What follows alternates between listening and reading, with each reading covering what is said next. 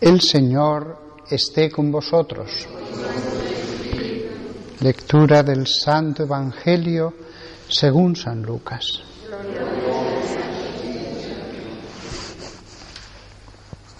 En aquel tiempo dijo el Señor: ¿a quién pues compararé los hombres de esta generación? ¿A quién son semejantes?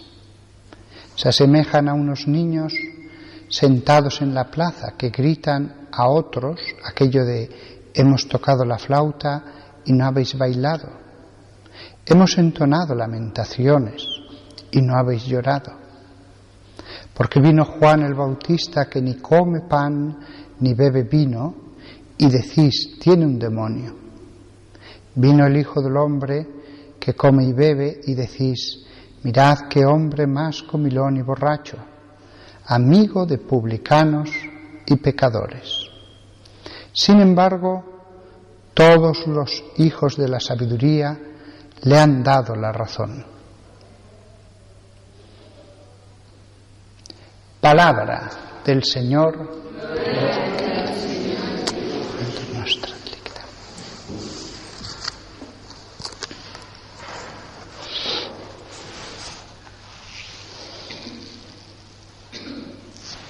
Me gustaría decir unas palabras acerca de la lectura de ayer, que ya he mirado lo que decía exactamente en el original.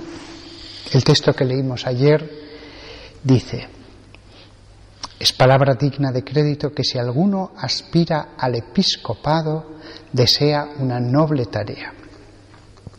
La traducción es exacta,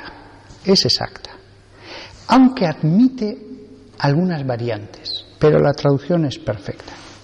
Por ejemplo, es palabra digna de crédito, se puede traducir también: hay un digno de confianza refrán que, o proverbio que, o dicho, hay un dicho digno de confianza que dice: el que desea el episcopado, si alguno aspira al episcopado, desea una noble tarea.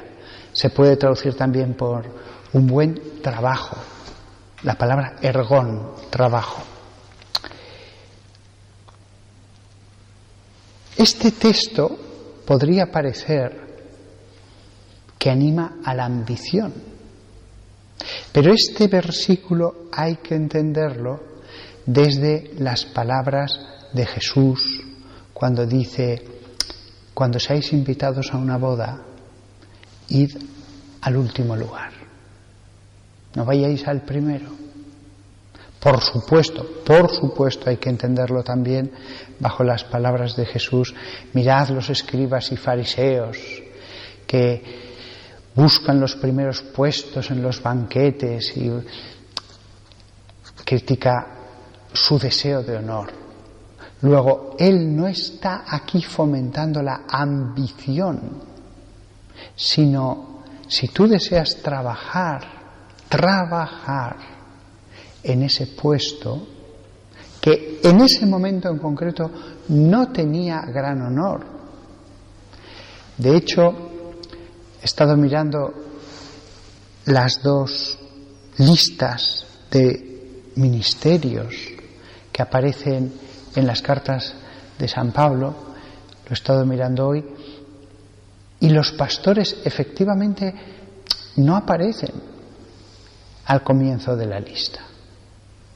El apóstol sí, los pastores no. Es cierto también que, como muchos expertos han dicho, una posibilidad para entender todo esto es que todavía no estaba forjado de forma clara la delimitación entre episcopos, presbíteros y diáconos.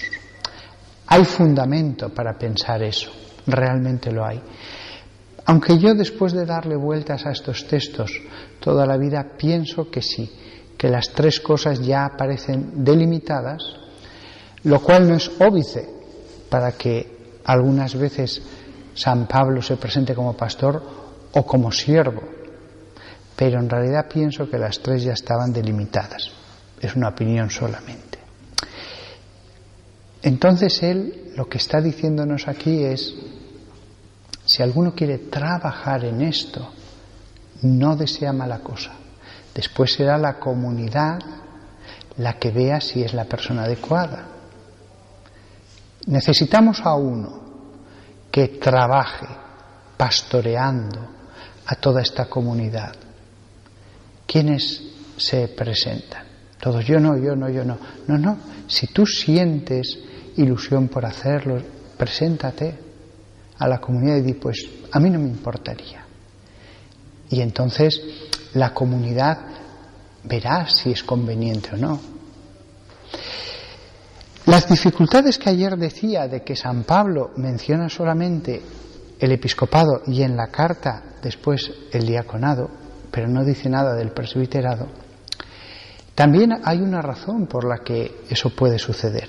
Y es que en comunidades de tamaño suficiente, no digo las más grandes, pero de tamaño medio, había un supervisor, un episcopos, que supervisaba, ponía orden, coordinaba a todos los demás ministerios que había en la comunidad, de los que sí que habla San Pablo, los maestros, los evangelistas que evangelizaban, los profetas, a veces había algunos, etcétera.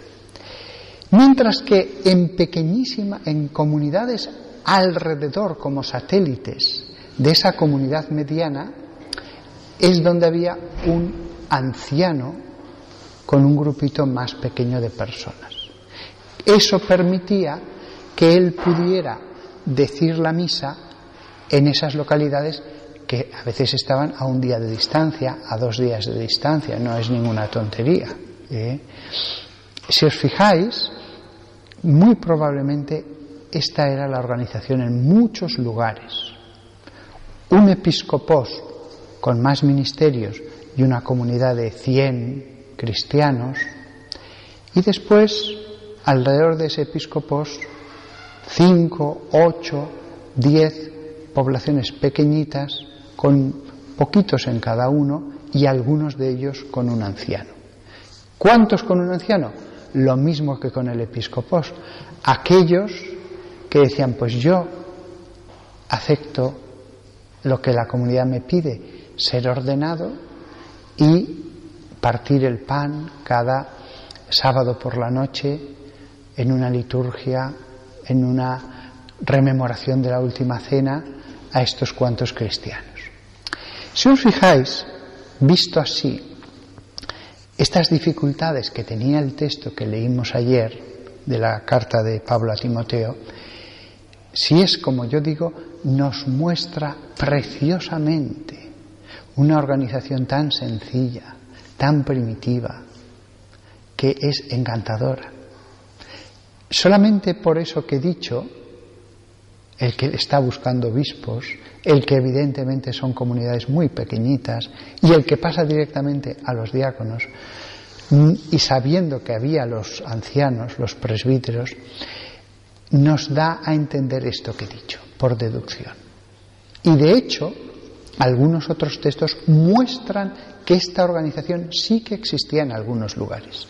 De hecho, esto que acabo yo de decir existía en la parte occidental del norte de África. Hasta el siglo V fue así. Grandes ciudades como Hipona tenían el obispo y solamente 2 o 3 presbíteros, y después ya otros presbíteros alrededor. Curiosamente, también en esa época la mayor parte, muchos obispos también eran escogidos a la fuerza. Ellos no querían.